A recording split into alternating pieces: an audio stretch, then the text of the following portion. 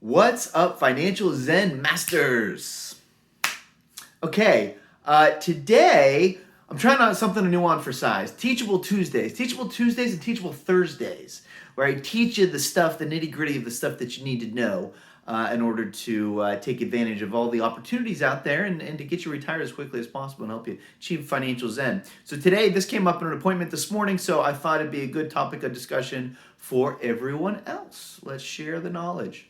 But first, welcome to the Financial Zen channel, where the big question is, how can you, a super successful, hardworking overachiever with kids at home and a mortgage to pay, how can you retire from your 9-to-5 grind to go pursue your passion while still providing for your family? That's the question. I got your answers. I'm Rick Valenzi. I am a certified financial planner, the founder of Financial Zen, and your guide. All right, so this came up in an appointment this morning, and a lot of good content just comes up from questions that our members have. And if one person has it, then that means thousands and millions of other people do too. So I'm here to shed a light on the financial knowledge that we all need. So the question this morning that came up was, we were working with a couple, and both of their companies offer a high deductible health plan, which we know you need in order to open an HSA or a health savings account. Now, the advantage of the health savings account, just to give you a quick recap, although we've talked about it in other videos, the advantage in my blogs, the advantage of a health savings account is the only way it's triple tax free.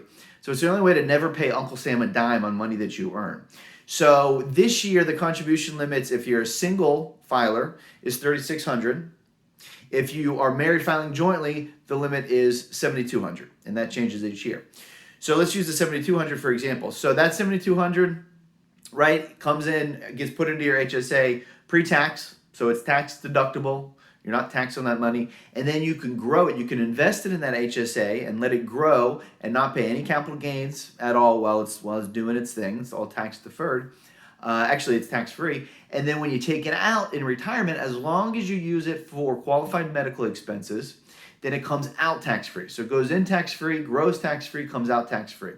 Qualified medical expenses, we're all going to have Medicare Part B premiums, which everybody in the world, in America anyways, has to pay, are a qualified medical expense. So boom, you grow this account year over year, and now all of a sudden you got a fund to pay your Part B premiums, which you will have in another however long. Okay, so that's why you want to do an HSA. That's why you hear me chatting it up, talking it up all the time. Now what happened this morning was, so the couple's on board, and the wife's company just started offering a high deductible plan and therefore an HSA. And they also match. They match. So a lot of companies, this just like their 401k, a lot of companies are starting to match on the HSA. Now, the husband already was in a high deductible plan and already had the HSA, and his company also matches. So the question was, should we have two HSAs? And where the confusion arises is that the limit for a couple, for a married filing jointly couple, is $7,200. But a health savings account only belongs to one person. So there's no such thing as a joint health savings account. So the question becomes, can you both save $7,200? Or can one save $36 and the other save $36? Or can it all just go into one? How does it work? And then how does it work with the matching? So this works a little bit different than what you're used to in the 401k, which can be tricky. The maximum you can put into an HSA is $7,200. And that includes your employer matches. So if your employer throws in, $2,000 a year, then that means you can add $5,200 on top of that. If your employer throws in, $3,600 a year, then you can only double it. You can only add $3,600.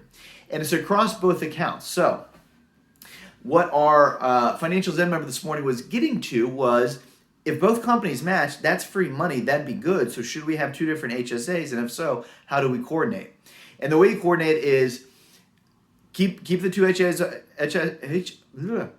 keep the two HSAs open, and then get all the free match that your company will give you, and then throw in whatever on top of that. Now, you can do $3,600 and $3,600. You can do, just the company match in one and fill out the rest in the other. Whatever you want to do, whatever makes sense, but that's when it makes sense to have two different HSAs, as if both spouses' employers match.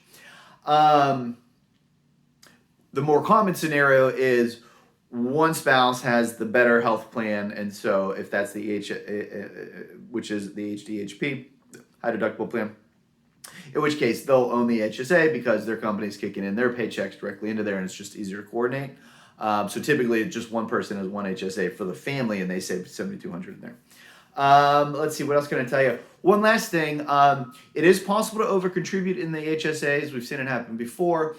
When that happens, you'll get notification as long as you fix it, meaning like take the money out of the HSA within a reasonable time frame. I think they give you like 90 days, maybe 60.